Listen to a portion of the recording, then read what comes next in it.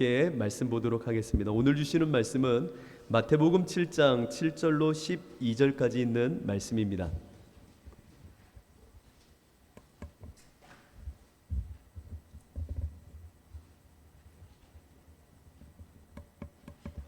마태복음 7장 7절로 12절까지 있는 말씀,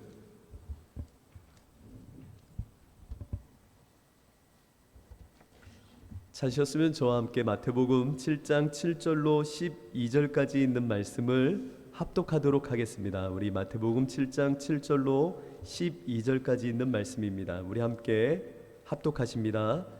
구하라 그리하면 너희에게 주실 것이요 찾으라 그리하면 찾아낼 것이요 문을 두드리라 그리하면 너희에게 열릴 것이니 구하는 이마다 받을 것이요 찾는 이는 찾아낼 것이요 두드리는 이에게는 열릴 것이니라. 너희 중에 누가 아들이 떡을 달라 하는데 돌을 주며 생선을 달라 하는데 뱀을 줄 사람이 있겠느냐? 너희가 악한 자라도 좋은 것으로 자식에게 줄 알거든 하물며 하늘에 계신 너희 아버지께서 구하는 자에게 좋은 것으로 주시지 않겠느냐? 그러므로 무엇이든지 남에게 대접을 받고자 하는 대로 너희도 남을 대접하라. 이것이 율법이요 선지자니라. 아멘. 오늘은 무릎으로 오르는 소망의 언덕이라는 말씀 제목으로 기도에 관한 내용을 함께 나누려고 합니다. 특별히 사랑으로서 역사하는 믿음과 성령을 따라 의의 소망을 기다리는 우리들 가운데 이 기도의 부분, 무릎으로 오르는 소망의 언덕이라는 이 제목은 우리에게 각인되어야 될 중요한 말씀이기도 합니다. 사람들은 미래에 대한 불안과 두려움을 숙명으로서 감수해야 합니다. 믿는 우리들도 마찬가지죠. 미래에 대한 하나님의 의의 소망을 기다리며 그 성취되는 역사를 기다리는 이 중간의 찰나와 같은 현재는 날마다 불안함과 또한 그 소망이 이루어질 수 있을까라고 하는 설렘 혹은 두려움 속에 살아가는 것이 우리들의 모습입니다. 이 불안에 떨은 우리의 모습 가운데 이 불안을 멈출 수 있는 가장 큰 열쇠가 하나 있습니다. 혹시 아시나요? 맞습니다. 기도입니다. 하나님께서 이루실 의의 소망을 기다리는 이 찰나와 같은 오늘 이 순간을 살아가는 우리들에게 이 숙명과도 같은 두려움을 떨쳐낼 수 있는 방법은 하나님이 허락하신 이 기도의 방편을 통하여 의의 소망을 구하며 그 안에서 살아가는 것입니다. 믿음 안에서 성령은 우리들 가운데 함께 하십니다. 그 성령이 우리 가운데 함께 하실 때에 가장 우리를 원활히 사용할 수 있는 가장 큰 방법은 기도의 시간입니다. 여러분들 기도하고 계신가요? 2024년을 맞으면서 여러분들 가운데 어떠한 기도의 모습과 기도의 열정과 기도의 기품이 있는지를 오늘 이 시간 점검해 보려고 합니다. 제가 이번 주에 새벽녘에 혼자 가슴 아파서 가슴을 치면서 울 뻔했던 일이 있었습니다. 꿈속에 제가 한 꿈을 꾸게 되었습니다. 새해 꾼 꿈이니까 얼마나 좋은 꿈일까 여러분 생각도 들겠지만 저한테는 너무나도 가슴 아픈 꿈이었습니다. 꿈속에서 저의 모습이 광활한 사막 가운데 홀로 서 있는 겁니다. 광활한 이 사막 가운데 혼자 서 있는 제 모습을 마치 꿈속에서 하나님이 보여주시듯 이렇게 보는데, 그렇다고 저를 이상한 사람으로 보지 마세요. 제 꿈입니다. 근데 이 몽상가적인 어떤 모습일 수도 있지만 저에게는 참 의미심장한 모습이었던 것 같아요. 이 광활한 그 사막 가운데 혼자 서 있는데 얼굴로부터 저의 모습을 이렇게 비춰주시는데 제 이 무릎 밑으로 정강이랑 이 다리에 글쎄 풀이 많이 자라 있는 겁니다. 제 무릎으로부터 발등까지 잡초와 각종 풀들이 무성하게 자라 있는 거예요. 그 모습을 순간적으로 보게 되는데 꿈속에서 저 스스로가 이렇게 생각했습니다. 내 무릎이 얼마나 하나님 앞에 더 꿇지 않았으면 하나님께서 이렇게 기도하라고 이런 꿈을 보이실까라고 하는 생각이 들었고, 또 하나는 우리 교회 안에 무릎에 이와 같이 잡초가 많이 자랐구나 라고 하는 것을 하나님이 보이신다라고 생각이 들었습니다. 얼마나 징그럽고요. 이 발등 위로부터 무릎 사이의 정강이에 풀이 자란 그 모습은 흉측하기 이루 말할 수가 없었습니다. 그래서 이 잡초가 생기지 않고자 한다면 어떻게 해야 될까요? 기도해야 됩니다. 광활한 사막, 우리 교회는 특별히 이 광야 같은 움직이는 교회의 삶을 살고 있지 않습니까? 이와 같은 시절을 보내면서 우리의 무릎은, 우리의 정강이는 지금 잡초가 나 있지 않은지를 확인해 보아야 됩니다. 그래서 제가 그 꿈을 깬 후에 잠시 홀로 앉아서 하나님께 기도했습니다. 하나님, 어느 틈엔가 이 교회와 이 종의 모습 가운데 이와 같이 잡초가 많이 무릎 아래로 자라 있네요. 하나님, 올해는 더 기도하라는 한 해로 알고 기도하겠습니다. 더 몸부림치겠습니다 라고 결단하는 시간이 되었습니다. 이 꿈은 저에게만 주시는 간략한 하나님의 편림과 같은 모습은 아니라고 생각합니다.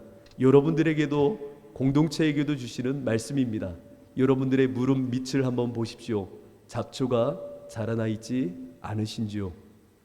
사랑으로 역사하는 믿음은 소망을 품는 기도로 인도합니다. 하나님께서 우리 가운데 사랑으로서 역사함 속에 우리 가운데 믿음이라는 것을 주십니다. 그 믿음은 나의 힘과 나의 자아가 죽어진 그 자리에 예수가 그리스도가 되시는 놀라운 은혜 중의 은혜의 역사입니다. 우리 가운데 이 믿음의 역사를 허락하신 하나님께서는 이제는 예수 그리스도의 시선을 따라 바라보며 마음을 품으며 그것을 지향할 수 있도록 우리를 인도해 가십니다. 그 인도해 가실 때에 성령은 우리 가운데 임하시어 우리 가운데 예수 그리스도의 시선을 따라 우리가 바라보며 꿈꿀 수 있도록 인도해 내십니다. 그것을 일컬어 바울은 의의 소망이다 라고 말하였습니다. 우리 공동체는 나의 소망이 아니라 의의 소망을 품은 하나님의 공동체입니다. 내 욕망을 채우고 내 소망을, 내 소원을 성취하려고 모인 사람들이 아니라 하나님의 의의 소망을 품은 자들이 모인 곳이 주사랑 교회입니다. 그렇다면 이 의의 소망을 기다리는 우리에게 정말로 중요한 것이 있습니다. 그것은 바로 그의 의의 소망이 이루어지는 자리는 하나님의 정원, 하나님의 신의 정원이 될 것이다 라고 하는 것을 분명히 알아야 됩니다. 하나님의 꽃들, 하나님의 영광의 자리가 이 의의 소망이 이루어지는 자리라는 것입니다. 하나님이 꽃 피우신 당신의 영광만이 가득한 것, 그것이 의의 소망의 자리입니다. 내 욕망과 내 소망과 내 욕심이 잉태한 어떤 결과물들이 덩그러니 상품처럼 놓여져 있는 것이 아니라 하나님이 원하시는 열매들이 꽃으로 피어 있는 그곳, 그것이 바로 의의 소망의 자리라는 겁니다. 성경을 보면 하나님의 영광이라고 말합니다. 의의 소망의 자리는 사람의 영광이 아니라 의의 영광, 바로 예수 그리스도의 영광, 하나님의 영광만이 가득한 곳이 의의 소망의 자리입니다. 그 의의 소망의 자리는 독사라고 말하는, 헬라어의 독사라고 말하는 영광이 가득한 곳입니다. 이 독사의 영광은요, 사람으로부터 시작되어 사람의 업적과 결과물을 통해 하나님 이런 것 주셨으니 감사합니다 하고 하나님께 올려드리는 게 독사의 영광이 아닙니다. 독사의 영광이라고 말하는 헬라어는 하나님이 시작이 되시어 하나님이 움직이시고 하나님이 역사하심으로 하나님의 것을 이루었을 때의 독사의 영광이라고 성경은 말하는 겁니다. 사람은 오고 간 데가 없고 오직 하나님이 우리를 통하여 일하심 속에 당신의 당신 되심을, 하나님의 하나님 되심을 드러내는 그 역사를 통하여 이것이 하늘의 영광이군요 라고 하는 것을 받으시는 것, 그것이 독사의 영광이라는 겁니다. 그렇기에 의의 소망이 성취된 자리에는 하나님의 아름다운 영광의 꽃들만 피어 있는 겁니다. 그런데 우리 그리스도인들은 어느 틈엔가 하나님의 정원, 하나님의 그 영광의 의의 소망의 자리에 갈 때에 호주머니 하나씩 들고 가는 게 생겼습니다. 그것이 바로 계산기입니다. 하나님의 정원에 나아갈 때 왜 계산기를 들고 가냐면 그 계산기를 펼쳐놓고 하나님과 상거래를 하는 겁니다. 하나님, 내가 몇 시간 기도했고 이렇게 헌신했고 이렇게 했으니 결과 얼마네요? 주셔야죠. 내가 이렇게 기도했는데 왜 하나님 주시지 않습니까? 그 소망을 하나님 이루어 주셔야 될 것 아닙니까? 라고 하면서 그 하나님의 아름다운 영광의 정원을, 계산기를 들고 가 계수하며 하나님과 입씨름을 하려고 하는 겁니다. 여러분들, 이것은 기도가 아닙니다. 뿐만 아니라 사랑으로서 역사하는 믿음도 절대로 아닙니다. 사랑으로서 역사하는 믿음이라는 것, 그것을 늘 우리는 마음속에 기억해야 됩니다. 소망의 뿌리도 사랑입니다. 믿음의 뿌리가 사랑이었던 것처럼 사랑, 나 죽음의 자리까지 인도하시는 그 하나님의 인도함 속에 나의 힘과 나의 자랑과 나의 욕망과 나의 자아는 이미 십자가에 죽은 겁니다. 죽은 이들에게 부으신 예수 그리스도의 마음속에 품은 의의 소망이 어찌 나의 계산과 나의 상거래가 가득할 수 있겠습니까? 여러분들, 아브라함을 기억하실 겁니다. 아브라함은 본토 친척 아비집을 떠나 내가 너에게 많은 민족을 이루고 별과 같이 또한 뭇 모래와 같이 너희 자손들을 더하리라 하셨던 그 말씀을 따라 그 인생을 살았던 이가 아브라함입니다. 근데 아브라함이 75세가 될 때에 이제 장차 큰 민족을 이루시겠다 하신 그 소망을 따라 달려나아갑니다. 낯선 땅에서 아브라함은요, 나그네 신세로 10년간 살면서 큰 민족을 이루기는커녕 자식 하나 없이 더 많은 이방인의 고통과 습격과 아픔을 겪게 됩니다. 아니, 소망을 주신 하나님인데 하나님이 인도하시는 그 아브라함의 삶에 가장 먼저 찾아온 것은 10여 년간 고통이었습니다. 극심한 기근으로 애굽으로 이제 이주하게 되죠. 게다가 목숨의 위협 때문에 아주 수치스럽게 자신의 아내를 누나라고 속이며 그 수모를 당하기도 합니다. 여러분들, 이게 별거 아닌 것 같지만 스스로 가부장 사회에서 스스로의 존재 자체를 없다라고 여기는 참으로 치욕스러운 순간이었던 겁니다. 그래도 애굽을 떠난 곳에서 잠시 약속된 축복을 풍성히 받는 듯 했던 것도 아브라함의 삶 가운데 한 면모였죠. 그러나 유일한 혈육이었던 조카 롯이 서로 분쟁과 전쟁 가운데, 서로 재산 싸움 가운데 서로 틀어지게 됩니다. 그렇게 10년의 세월이 지나 이제 나이 85세가 된 아브라함, 아무런 소망이 이루어진 것이 없어 홀로 천막 안에 웅크려 씨름하듯 아파하고 있었습니다.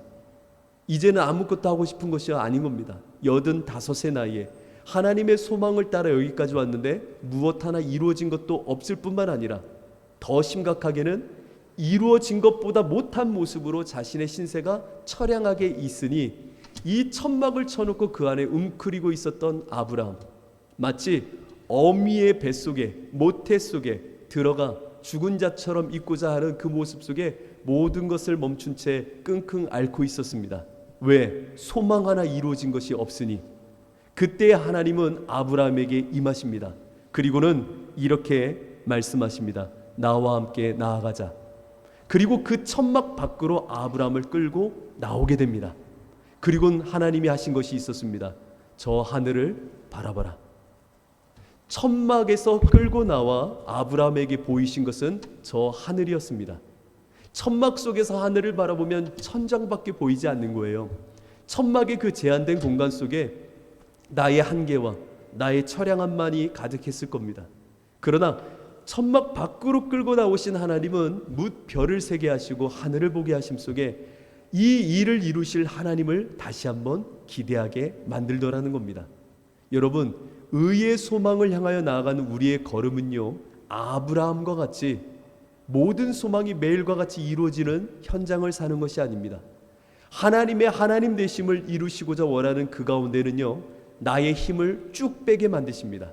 내가 완전히 죽어진 자로 나를 바라보게 만드십니다. 나의 죽음의 자리까지 하나님은 어찌되었든 그 믿음의 여정을 통하여 끌고 가십니다. 그리고 고백을 받아내십니다. 하나님, 내 힘으로는 안 되네요. 그 소망이 나의 것이 아니네요. 나의 인생 또한 나의 것이 아니네요.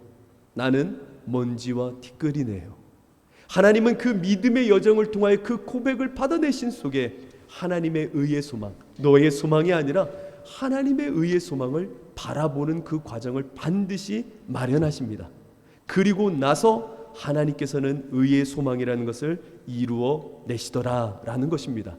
그래서 사랑으로서 역사하는 믿음에는 나의 힘 빼기의 과정, 나의 죽음의 과정, 나의 부정의 과정이 늘 도처에 놓여져 있습니다. 여러분들의 인생은 하나님이 끊임없이 이 나 죽음의 자리로 끌고 가십니다.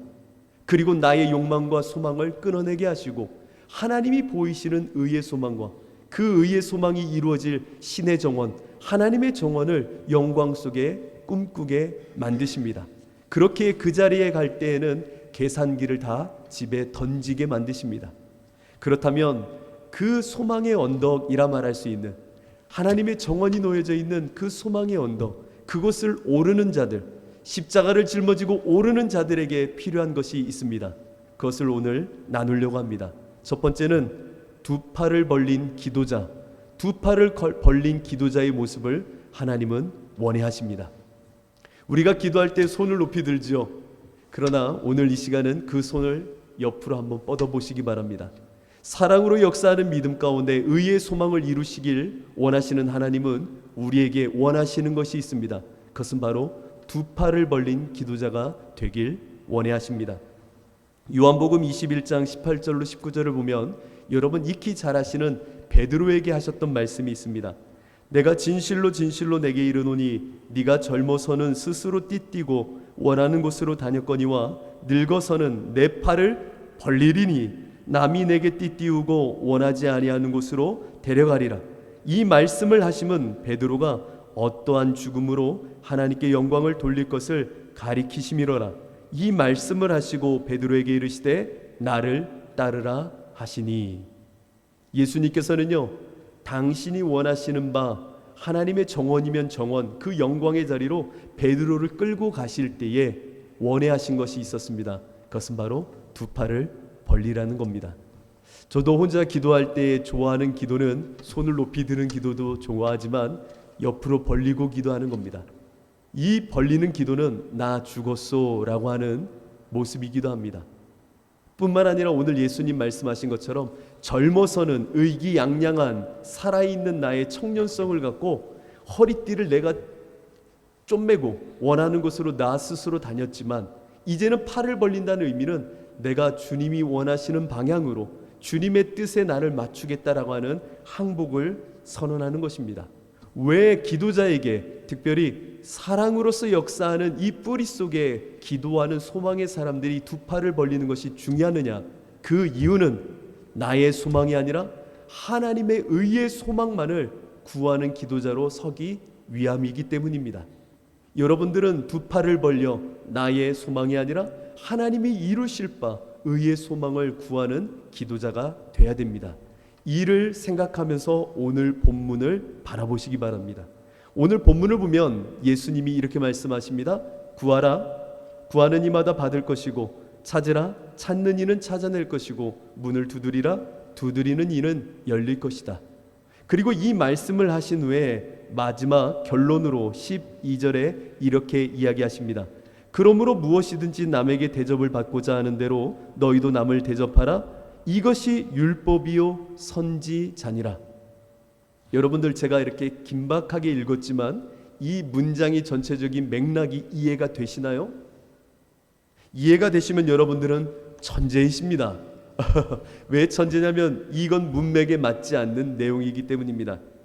오늘 A, B, C, D 이런 원인을 열거한 후에 일반적으로 접속사 그러므로를 쓰고 D라는 결론을 이야기합니다. E라는 결론을 이야기합니다.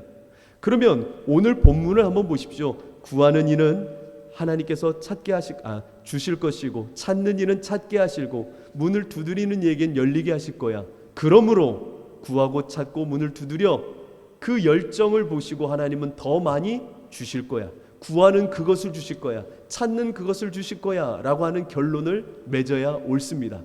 그런데 오늘 결론은 전혀 그렇지 않습니다. 오늘 결론을 한번 보세요. 그러므로 무엇이든지 남에게 대접을 받고자 하는 대로 너희도 남을 대접하라 라고 결론을 내립니다. 이게 무슨 내용입니까? 여러분 이 본문을 보면서 이런 의구심이 든 적이 없으십니까? 아니 구하고 찾고 문을 두드려 마치 점강범처럼 주여라고 기도하던 자가 주야라고 말하고 주야라고 안 되니까 막 가슴을 찢고 뺑뺑을 구르면서 간청하니까 하나님이 구하는 그거 내 줄게 더 줄게 그래 내가 2만 원 줄 거 5만 원 줄게 더 열심히 구했으니까 내가 더 많이 줄게 마치 이런 결론으로 가야 될 본문처럼 보이는데 결론은 전혀 상관없는 결론을 예수님이 말씀하십니다. 그러면 우리들은 이렇게 이야기하죠. 어찌되었든 우리가 원하는 방식대로 결론을 맺고자 원합니다. 그래가지고 어찌되었든 끼워 맞춰서 이 본문을 우리가 원하는 내 욕망을 채울 수 있는, 나의 의의를 채울 수 있는 방법으로 기도는 이런 거야 라고 많이들 해석을 하고 이 결론을 사람의 결론으로 맺으려고 합니다. 그러나 우리 교회는 그런 결론을 내리려고 하는 교회가 아니에요. 예수님이 내린 결론을 통하여 원인을 살펴보아야 됩니다. 예수님이 내린 결론은 무엇입니까? 네가 나에게 정말 대접을 받고자 하는 대로 너 나에게 대접을 해 라고 하는 결론이에요. 이 말을 바꾸면 하나님을 하나님으로 대접하는 기도자가 돼 라고 하는 결론인 것입니다. 네가 나에게 정말 받고자 원해? 그러면 나를 하나님으로 인정하고 하나님을 하나님으로 대접할 때에 내가 너에게 응답할 거야 라고 하는 결론이 되는 겁니다. 이 말은 앞에 있는 원인들이 나의 욕망이 아니라 하나님을 하나님으로 대접하는 기도가 이루어져야 된다라고 하는 원인으로 우리는 해석하게 되는 겁니다. 우리는 우리가 원하는 것을 하나님께 구하는 자들이 아닙니다. 왜냐고요? 여러분들은 모든 기도의 끝에 이렇게 다 기도하고 있을 겁니다. 예수님의 이름으로 기도합니다. 아마 여기에 모인 모든 이들은 예수님의 이름으로 기도하고 계실 겁니다. 그렇다면 그 이름에 합당한 기도인지를 물으셔야죠. 그 이름을 욕되게 하는 기도는 아닌지를 물어보아야지요. 내가 구하고 찾고 문을 두드리는 방법론이 아니라 이 구하는 내용이 하나님을 하나님으로 대접하는 기도였는지를 확인해야 되는 겁니다. 그래서 두 팔을 벌리라는 겁니다. 나의 욕망을 채우고자 구하는 기도가 아니라 사랑으로 역사하는 믿음 속에 예수의 이름을 내 안에 주셨으니 그 중보자 되신 예수 그리스도의 이름을 통하여 하나님을 하나님 되게 구하는 기도가 내 안에 울려 퍼지고 있는지를 확인해야 됩니다. 그래서 12절의 마지막에 이렇게 말하잖아요. 너희도 남을 대접하라. 이것이 율법이고 선지자니라. 율법과 선지자의 완성은 하나님을 사랑하고 내 이웃을 사랑하는 것입니다. 이게 온전한 하나님의 사랑 속에 자기가 죽어진 가운데 하나님을 하나님으로 여기는 기도였다라고 하는 것을 결론 맺는 것입니다. 제가 한 교회에 전도사로 있을 때의 이야기입니다. 한 권사님이 그 당시에 유다지파를 제가 맡고 있었습니다. 그 교회의 유다지파는 유명한 세션들과 그리고 조피디 베이스 기타리스트 아무튼 이런 친구들이 모여가지고 찬양 팀을 꾸린 정말 근사한 세상 음악과 비교해도 뒤처지지 않는 최고의 세션들이 즐비한 곳이었습니다. 예산만 해도 얼마나 큰지요. 그곳에 함께하던 콰이어 권사님이 한 분 계셨습니다. 근데 그 콰이어 권사님이 담당 목사님이 계셨지만 담당 전도사인 저에게 따로 찾아오셨습니다. 그리고는 이렇게 이야기하셨어요. 가만 보니까 전도사님이 좀 더 용한 것 같아요. 이렇게 얘기는 안 하셨습니다. 그런데 이렇게 이야기하셨습니다. 가만 보니까 전도사님이 기도에 능력이 있는 것 같아요. 제가요. 여러분들의 눈초리는 그렇지 않은 것 같지만 그분이 그렇게 보셨대요, 저를. 그래서 전도사님께 부탁을 드립니다. 이번에 저희 서초 쪽에 있는 집을 파는데 이 집이 시세보다 좀 더 잘 팔리길 원하는데 1억 정도를 더 받게 되면 5천만 원을 유다지파에 내겠습니다. 그러는 거예요. 그러니 전사님 열심히 기도해 주시고 언제까지 이 집을 처리하려고 하니까 잘 부탁드리겠습니다. 그러는 거예요. 이야 주여 이야 내가 여기서 열심히 기도하면 5천만 원을 헌금 내신대. 이야 제가 만약에 이 기도의 제목을 갖고 가서 하나님께 구하고 있다고 생각해 보십시오. 하나님께 찾고 있다고 생각해 보십시오. 문을 두드리며 가슴을 찢으며 울며 하나님 그 권사님의 가정 가운데 복을 주시오. 정말 주님께서 주셔야 그 일을 이루셔야 5천만 원이라는 헌금이 들어올 것 아닙니까? 제가 이 기도를 하고 있는 종이라고 생각해 보십시오. 종의 모습을 뛰어넘어 하나님을 지금 대접하고 있는 겁니까? 예수님의 이름을 통하여 기도하는 그 기도가 올바른 기도입니까? 두 팔을 벌린 기도가 맞습니까? 아니면 나를 향한 기도입니까? 여러분 기억하셔야 됩니다. 우리들의 기도가 두 팔을 벌린 자처럼 하나님의 의의 소망을 향한 기도인지를 물어보셔야 되는 겁니다. 하나님을 하나님으로 대접하는 기도, 하나님의 정원의 계산기가 아니라 하나님의 꽃만 가득한 그 영광의 독사를 위한 기도인지를 우리는 살펴야 되는 겁니다. 그렇기에 의의 소망을 향하여 이 언덕을 오르는 성도들은 반드시 두 팔을 벌리고 있어야 됩니다.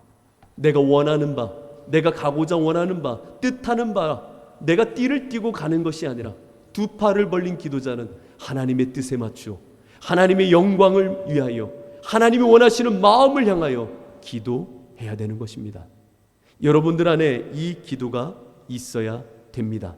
그래서 오늘 예수님께서는 여러분들에게 말씀하셨던 겁니다. 갈라디아서 6장 7절로 8절은 바울은 이렇게 말합니다. 스스로 속이지 말라. 하나님은 업신여김을 받지 아니하시나니 사람이 무엇으로 심든지 그대로 거두리라. 자기의 육체를 위하여 심는 자는 육체로부터 썩어질 것을 거두고 성령을 위하여 심는 자는 성령으로부터 영생을 거두리라. 여러분들의 기도는 여러분들이 더 잘합니다. 누구의 소망인지, 계산기를 주머니에 넣고 있는 자인지, 아니면 하나님의 영광의 꽃을 들고 나아가는 자인지. 여러분들 구하고 찾고 문을 두드리십시오. 구할 때에 그냥 내 기도의 제목을 던져 구하지 마십시오. 하나님, 당신의 뜻은 무엇입니까? 내 안에 무엇을 기도하길 원하십니까? 하나님, 오늘 이 시간 나에게 기도의 제목과 하나님이 원하시는 마음, 그 뜻을 흘려보내 주십시오. 내 두 팔을 벌렸습니다. 사랑으로 역사하시는 주여, 나를 죽음의 자리까지 이끌어내시어 의의 소망을 바라보게 하시는 하나님, 나에게 그 의의 소망을 부어주십시오. 당신의 뜻은 무엇입니까? 내가 무슨 기도를 할까요? 여러분, 이 기도의 제목을 위해서도 금식하십시오. 이 기도의 제목이 없다면 21일, 40일 작정 기도를 한번 해보십시오. 무엇이 이루어 달라고 40일 작정할 것이 아니라 무엇을 구하는 자 될까요? 라고 하나님께 한번 작정하며 기도해도 보십시오. 2024년 소망의 언덕을 오르고자 원하시는 여러분, 구하는 기도가 있어야 됩니다. 그리고 찾아야 됩니다. 하나님께서 나에게 의의 소망을 주셨다면, 보이셨다면, 주님의 시선으로 보게 하셨다면 그냥 하나님이 이루시는 것이 아닙니다. 하나님, 내가 어떻게 찾을까요? 어떻게 몸부림할까요? 하나님의 일하심의 구체적인 방법들을 찾고 또 찾아야 됩니다. 그리고 나서 하나님이 나에게 구하고 찾은 가운데 나의 이성과 나의 판단과 나의 계획과 나의 결과와 상관없는 것을 하나님이 원해 하신다면 문을 두드리는 기도가 필요할 때입니다. 하나님, 내 뜻과 맞지 않아도, 내가 원하는 바와 맞지 않아도 하나님, 용기 있는 자 되어 정말 일어나 그 문을 두드리며 순종하는 자 되게 하여 달라고. 주님이 원하시는 바입니까? 나의 뜻과 맞지 않아도 하나님이 원하신다면 일어나 그 자리에 나아가 그와 같이 순종하겠습니다. 말하겠습니다. 버리겠습니다. 내려놓겠습니다. 하나님, 나에게 일하여 주옵소서. 문을 두드리는 자의 실천까지도 여러분들은 구할 때에 두 팔을 벌린 기도자가 되는 것입니다. 이제 두 팔의 기도자가 되어졌다면 소망의 언덕을 오를 때에 여러분, 무릎을요 꿇고 언덕을 막 올라간다 생각해 보세요. 의의 소망의 언덕을 막 무릎으로 기어 올라간다고 생각해 보세요. 잡초가 날 시간이 없을 겁니다. 그렇죠? 산기도 해보신 분들 아시죠? 산기도 할 때 무릎 꿇고 그 산을 기어 올라가 보십시오. 부르짖으며. 이 두 다리에 어찌 잡초가 생기겠습니까? 그런데 이 올라가는 소망의 언덕의 기도자에게 정말로 필요한 것이 있으니 그것은 바로 눈물이라고 하는 애통입니다. 우리 교회 안에 눈물의 기도자들이 더 많아졌으면 좋겠습니다. 예수님께서는 죽은 나사로, 그 나사로를 살리는 장면 속에 정말로 신묘한 이야기 하나를 그 장면 속에 심어 두었습니다. 요한복음 11장 21절을 보면은 마르다가 하는 이야기가 나오고, 또한 요한복음 11장 32절을 보면 죽은 나사로에 누였던 마리아가 하는 말이 등장합니다. 그러니까 예수님께 나와 마르다와 마리아가 나와 이제 죽은 오라비에 대한 이야기를 서로 똑같이 이야기하는 장면입니다. 그 부분을 제가 한번 읽어드리겠습니다. 먼저 마르다가 예수님께 뛰어나오죠. 그리고 이렇게 이야기합니다. 마르다가 예수께 여짜오되 주께서 여기 계셨더라면 내 오라버니가 죽지 아니하였겠나이다 라고 말합니다. 자, 마르다가 먼저 이야기했어요. 이후에 마리아가 뛰어나와 또 이야기합니다. 11장 32절입니다. 마리아가 예수 계신 곳에 가서 배웠고 그 발 앞에 엎드려 이르되 주께서 여기 계셨더라면 내 오라버니가 죽지 아니하였겠나이다 하더라. 자, 마르다와 마리아가 지금 한 이야기입니다. 토시 하나 안 틀리고 똑같은 말을 하고 있습니다. 마르다도 마리아도 토시 하나 틀리지 않은 똑같은 이야기를 하고 있는데 예수님께서는 마리아의 이야기가 끝나기 무섭게 가슴을 찢으시며 통곡해 하시며 죽은 나사로를 살리러 가십니다. 마르다와 마리아의 어떠한 차이점이 있었던 겁니까? 혹시 아시나요? 마르다와 마리아 똑같은 이야기의 간청입니다. 죽은 오라비를 앞두고 마르다, 마리아는 똑같은 문장과 똑같은 음절까지도 완전히 똑같은 말을 하고 있지만 예수님은 마리아의 말에 반응하시어 죽은 나사로를 살리러 가십니다. 가실 뿐만 아니라 함께 눈물을 보이시기까지 합니다. 예수께서 그 마리아의 어떠한 모습 때문에 이와 같이 반응하셨던 걸까요? 바로 요한복음 11장 33절은 이렇게 그 행간에 기록을 합니다.